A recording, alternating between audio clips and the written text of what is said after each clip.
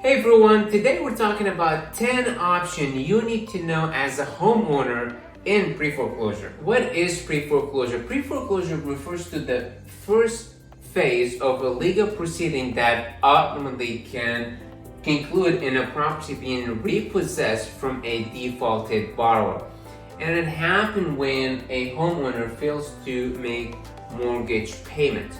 So basically, when the homeowner fails to make payments, then the lender issued what's called notice of default to the homeowner so they can start making payments and catch up the back payments that they missed on the property. So we came up with those options after we helped many homeowners in the same situation, after going to a lot of appointments with the homeowner and see what their goals are, listening to the situations.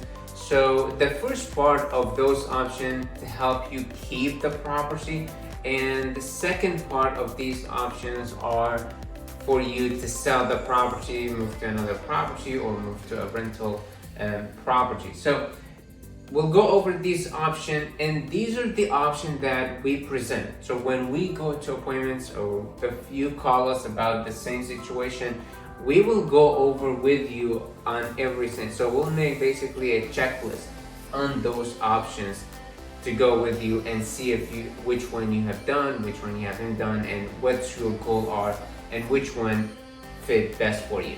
The first option is to communicate with the lender. So first thing what you want to do is that check their website, call the lender, see what programs they have, what option they have for a defaulted borrower. These mortgage companies, they have many accounts, they have many, homeowners have same situations, so they have programs, they have options in place for that. So what you want to do is that you want to communicate to the lender and see what option they have for you, how they can help you to catch up on those payments, what option they have, what programs they have, that they can help you with that. We had a homeowner basically cut the communication with the lender and did not communicate, not email, not answering any calls.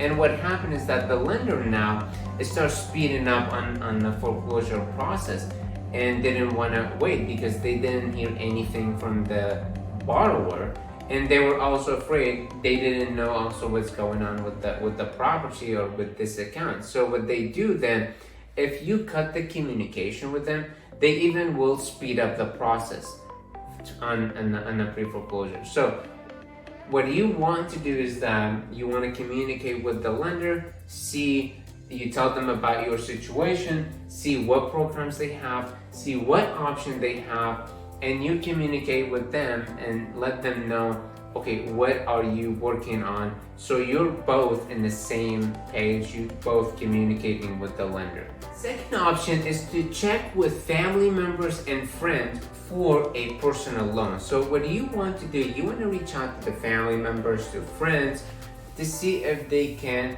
give you a personal loan. Those tend to be friendly, loans, not high interest rate, and maybe the payments after kind of like 3 to 6 months, you can start making those payments.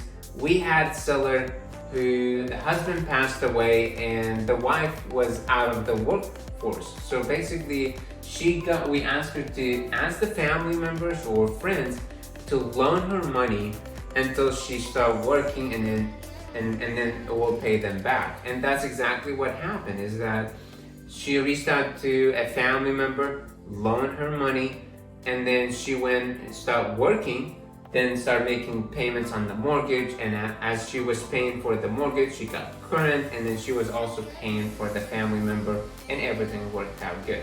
So check with family and friends for a personal loan. Option number 3 is loan modification. And before we go over what is loan modification, that is the reason why you want to keep the communication going with the lender, so you can work with them and see what option they have, because they possibly have loan modification. So what is loan modification? Loan modification is a change made to the terms of an existing loan by a lender. It might involve reduction of the interest rate, an extension of the length of the time for the repayment, or a different type of loan, or any combination of the three. So when you reach out to the lender, basically, and let's just say you can start the loan modification, and you will see, okay, which one would be best. Is it reduction of the interest rate? Is it the length of the time? Is it like different types of the loan?